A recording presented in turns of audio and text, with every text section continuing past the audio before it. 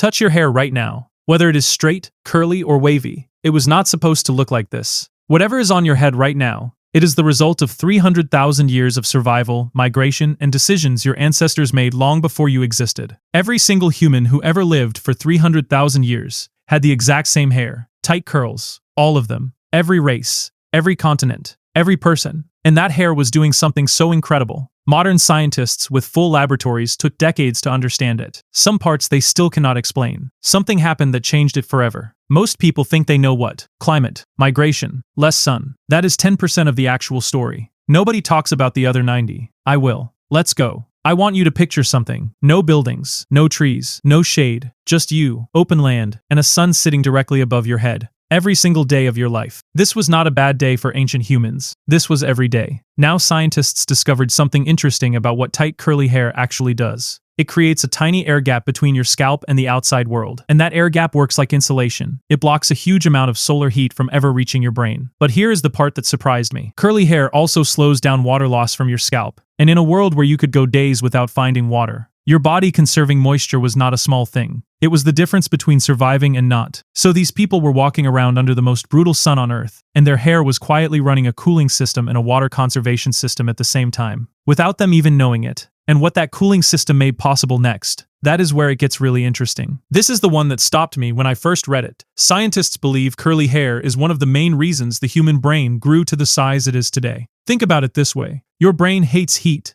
Even a tiny rise in brain temperature, we are talking 1 degree, can cause real damage. And for millions of years, that was the problem. A bigger brain generates more heat. More heat means brain damage. So natural selection could never push brain size too far. Then curly hair came along. Suddenly, the brain had protection it never had before. The heat was being managed from the outside. And for the first time, natural selection could start choosing bigger, more powerful brains without the risk of them overheating. Curly hair did not just protect the brain. It gave the brain permission to grow. And without it, you and I might still be walking around with much smaller brains today. Think about that. Here is something most people have never thought about. Chimpanzees share 98.7% of our DNA. They are the closest living relatives we have on this planet. They do not have curly hair. Gorillas, straight. Bonobos, straight. Every single primate species on Earth, straight. Tight coiled curly hair evolved in exactly one species in the entire history of life on this planet. Humans. Nature created something, tested it, and decided only we needed it. It was our tool, built specifically for us. And then most of us lost it. Which raises an obvious question. What exactly switched it off? Okay, this one I genuinely did not expect. African babies born to parents with the tightest curls on Earth, are not born with curly hair. They come out with soft, loose, straight hair. The curls come later, over months, as sun exposure builds, as the body grows. As certain biological systems switch on, the hair starts coiling. What this tells scientists is that curly hair is not just a fixed setting your DNA picks at birth. It is a response. Your body reads the environment it is in, and then builds the hair to match. So when ancient humans started moving into places with weaker sun, cooler temperatures, and less intense environments, the body read that too. And slowly, it stopped building the curl.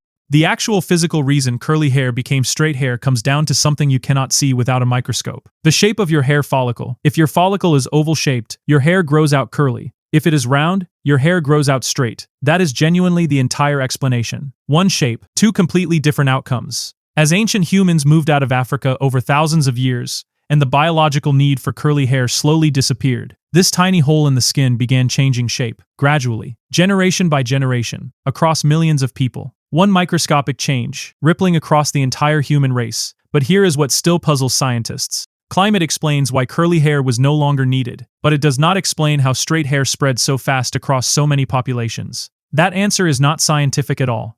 As ancient humans moved into new parts of the world, straight hair started appearing, and it was new. Nobody in those regions had seen it before, so they found it attractive. And when ancient humans found someone attractive, they chose them as a partner. Their children inherited that hair. Those children grew up and chose partners with similar hair. Their children inherited it even more strongly. A few thousand generations later, straight hair was everywhere in those regions. These people were not trying to change human evolution, they were just falling in love. But the result was that attraction alone reshaped the appearance of millions of people across entire continents. Ancient humans were designing their own evolution, completely by accident. Scientists have now mapped exactly which genes control human hair. There are 18 of them. One controls how wavy your hair is. One controls how tight the curl is. One controls growth speed. One controls thickness. Change just one of these 18, and your entire hair type changes with it. The shift from curly to straight across the human race was not one big moment. It was not one gene flipping overnight. It was 18 switches, turning on and off, one by one, over thousands of years, triggered by where your ancestors lived, what climate they survived, and who they chose to build a life with. Every single ancestor, every single decision, quietly building the hair on your head today. And here is the last thing, the one I keep coming back to. This is not over. Hair texture genes are still actively changing in human populations right now. Scientists have confirmed it. The process that started 300,000 years ago under an African sun has never stopped. Every time two people from different backgrounds have children, genes combine in ways that have never existed before. New hair textures appear that no human in history has ever had. The hair on your head is not a finished product sitting at the end of a completed story. It is a chapter in the middle of one that is still being written. And the next chapter is being written right now by people alive today. So the next time you look in the mirror, or complain about a bad hair day, or wish your hair looked different, remember this. Your ancestors ran from droughts, crossed deserts, survived things that had no business being survived, fell in love in places they had never seen before. And every single one of those moments left something behind. On your head, we never think about where our hair actually came from. Today, you did.